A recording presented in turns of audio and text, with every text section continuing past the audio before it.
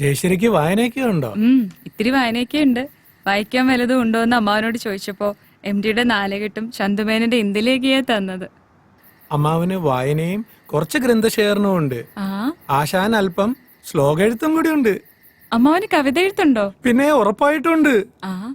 വല്ലതും പ്രസിദ്ധീകരിച്ചിട്ടുണ്ടോ? എവിടെന്ന്? അങ്ങനെ ഡയറിയിൽ ചുമ്മാ എഴുതിക്കൂട്ടും, അത്ര തന്നെ. ബാക്കി കഥകളൊക്കെ നമുക്ക് നാളെ സംസാരിക്കാം.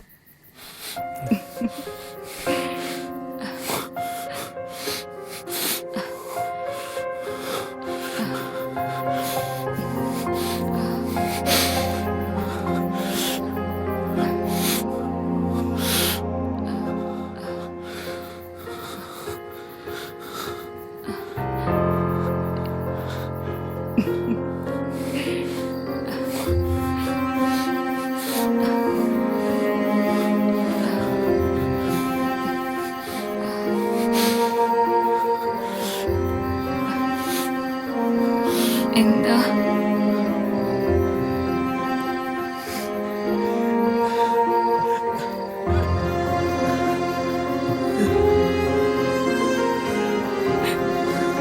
എന്താ വിഷ്ണുവേട്ടാ?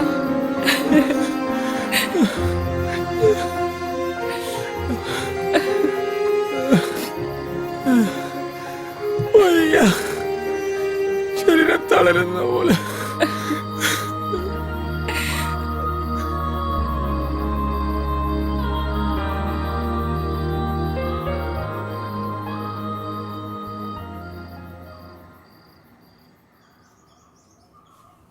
ഞാൻ ഇനി എന്ത് ചെയ്യും?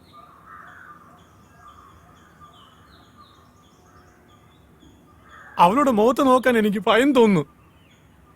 എന്തോ നഷ്ടപ്പെട്ടതുപോലെ, എല്ലാം കൈവിട്ടതുപോലെ. എടാ, നീ ഇങ്ങനെ നിരാശനായാലോ?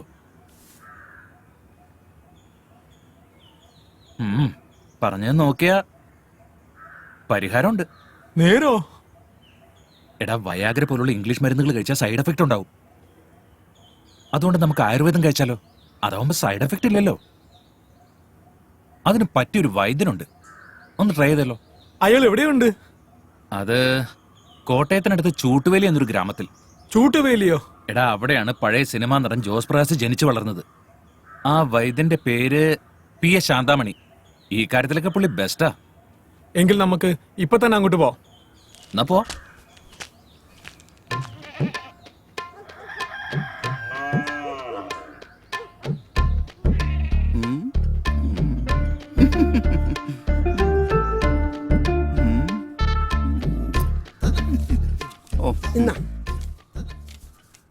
അരി 2 കിലോ, മുളക് പൊടി 250 ഗ്രാം, മല്ലിപ്പൊടി 150, ഉപ്പ് 1 പാക്കറ്റ്, ചിക്കൻ 2 കിലോ. അയ്യോ വൈദ്യരെ, ഇത് മരുന്നിന്റെ കുറിപ്പല്ലത്. അതെനിക്കറിയാന്നേ. ഇത് പിടിച്ചേ നീ. എടാ കൊച്ചേ, നാരായണന്റെ കടയിൽ നിന്ന് ഇന്ന് വൈകുന്നേരം മേടിക്കുന്ന സാധനങ്ങളുടെ ലിസ്റ്റാടാ അത്. അതിന് കാശ് തന്നില്ലല്ലോ. എടാ കൊച്ചേ, നാരായണന് മൂലക്കുരുവിന്റെ അസുഖമുണ്ട്. കഷായോ ലേഹ്യൊക്കെ കൊടുത്ത് ഞാൻ ആ കാശ് വസൂലാക്കിക്കാം. നിനക്ക് വല്ല വിരോധമുണ്ടോ? എനിക്ക് ഒരു വിരോധവും ഇല്ല. നാരായണന്റെ ഒരു ഗതികേട്. എന്താ നീ പറഞ്ഞേ? അതല്ല, ഈ ശത്രുക്കൾക്ക് പോലും മൂലക്കൊരു വരല്ലേ എന്ന് പ്രാർത്ഥിച്ചതാ. നിനക്ക് വരാണ്ട് നോക്കിക്കോ. എന്ത് പറ്റി? കുട്ടി ഓറഞ്ച് തിന്നുകയായിരുന്നു.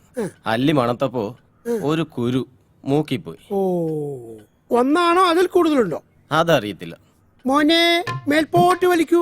മേപ്പോട്ട് മേപ്പോട്ട്. അങ്ങനെ തന്നെ കീഴ്പോട്ട് വലിക്കൂ. കീഴ്പോട്ട് വലിക്കൂ. അങ്ങനെ പല പ്രാവശ്യം ചെയ്യും. മേപ്പോട്ട് കീഴ്പോട്ട്. മേപ്പോട്ട് കീഴ്പോട്ട്. മേപ്പോട്ട് കീഴ്പോട്ട്. അയ്യോ, ഒരു മേപ്പോട്ട് കയറിപ്പോയി നെറുകയിലേക്ക്. ഇനി ഒന്നും പേടിക്കാനില്ല. നേരെ മെഡിക്കൽ കോളേജിലേക്ക് കൊണ്ടുപോകും. സമയങ്ങളെ സമയങ്ങളെ.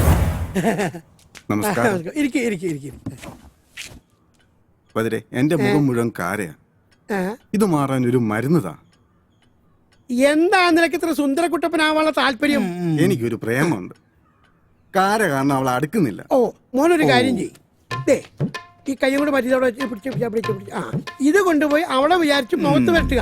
നിന്റെ കാര്യം പോവും, അവളെ നിനക്ക് സ്വന്തമായിട്ട് കിട്ടുകയും ചെയ്യും. എന്താ പോരെ? കാശ് നോക്കുന്നില്ല വൈദ്യരെ. എന്നാ ശരി. കാര പോയില്ലേലും അവള് പോകുന്നുള്ള ഉറപ്പാ. ആര് പോയാലും നിനക്കെന്താടാ? അതെ, ഞാൻ വിളിച്ചു പറഞ്ഞ ആള് വന്നിട്ടുണ്ട്. ആ വിളിക്ക് വേഗം വാ. വിളിക്ക്. ഇരിക്കും. ഇത് നമുക്ക് ശരിയാക്കി എടുക്കാം. 12 മാസം കഴിക്കാനുള്ള മരുന്ന് ഞാൻ തരാം. ആഹാരത്തിന് ശേഷം 3 നേരം. ഓ. ഇനിയുള്ള കാര്യമാണ് നിങ്ങൾ ശ്രദ്ധിക്കേണ്ടത്. നിങ്ങളെ ഭാര്യ കൂടെ സഹകരിച്ചാലേ ഇതിന് പരിഹാരം ഉണ്ടാക്കാൻ പറ്റൂ. അതെ അതെ ഇനിയുള്ള 12 മാസം നിങ്ങളുടെ ഭാര്യയായിട്ട് ബന്ധപ്പെടാൻ പാടില്ല. എന്ന് വെച്ചാൽ പരസ്ത്രീകളുമായിട്ട് ബന്ധപ്പെടാമെന്നല്ല, ആരുമായിട്ട് ബന്ധപ്പെടാൻ പാടില്ല. പിന്നെ ലഹരി ഉപയോഗം വേണ്ടാന്ന് വെക്കണം. ഇതിനെല്ലാം റെഡി ആണെങ്കിൽ നാളെ മുതൽ ഞാൻ മരുന്ന് തരാം. അത് തന്നെ. ആ ശരി. ആ ശരി ഓക്കെ ശരി, വൈദ്യരെ. ശരി, വൈദ്യരെ. ശരി എന്തേടാ എന്തേ ഞണ്ണണ്ടേ അപ്പ എടാ ഞണ്ണണ്ട്. എടാ കൊച്ചേ, ഓ നീ അകത്ത് പോയിട്ട് ആ വിപ്ലവാശി എടുത്തുകൊണ്ട് വാ. ആ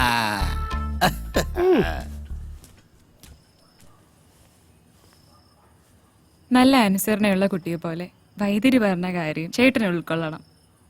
ചേട്ടന് സങ്കടമാണെന്ന് എനിക്കറിയാം. നമ്മൾ തുല്യ ദുഃഖിതരല്ലേ? എങ്കിൽ നാളെ തന്നെ ഞാൻ ബോംബെക്ക് പോകുന്നു. 3 മാസത്തിലൊരിക്കൽ വരാം. കരയാതെ Jayashree.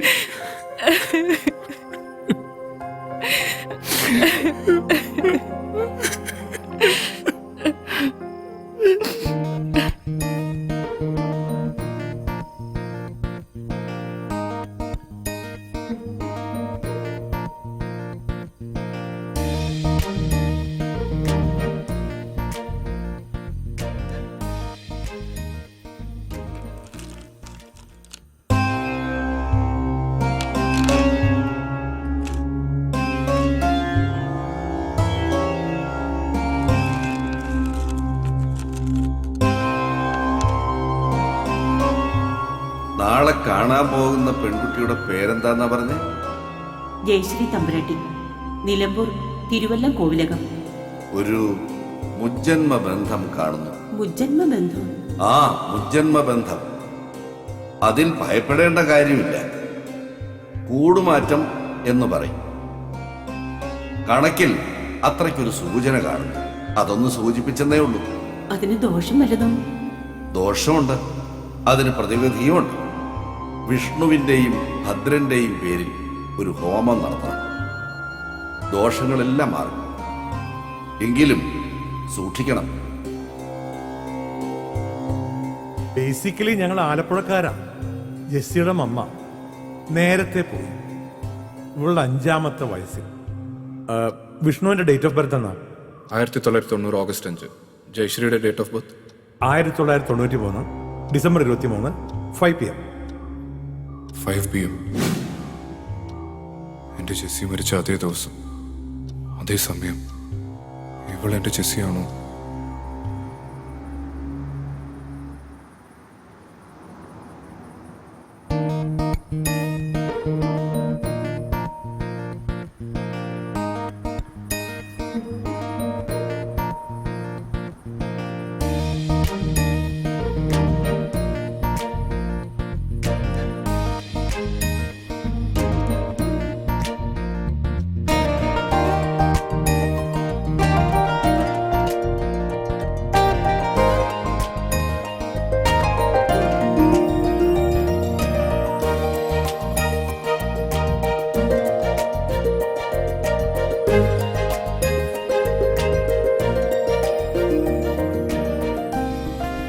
Mister Bhadran, thank U.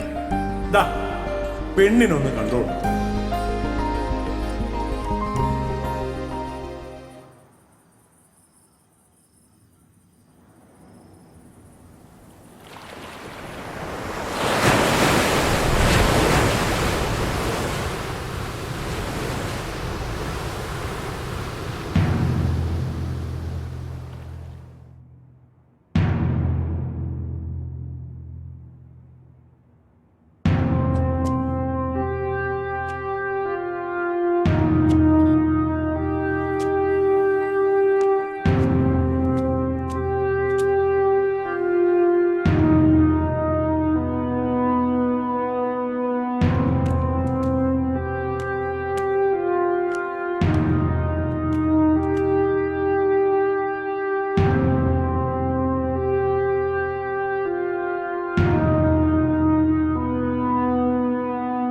ആ കൊച്ചിന്റെ കല്യാണം കഴിഞ്ഞു മോനെ. അമ്പലപ്പഴക്കാരനാ ചെറുക്കൻ. അവൾക്ക് വേണ്ടി നീ എന്തെല്ലാം സഹിച്ചു മോനെ.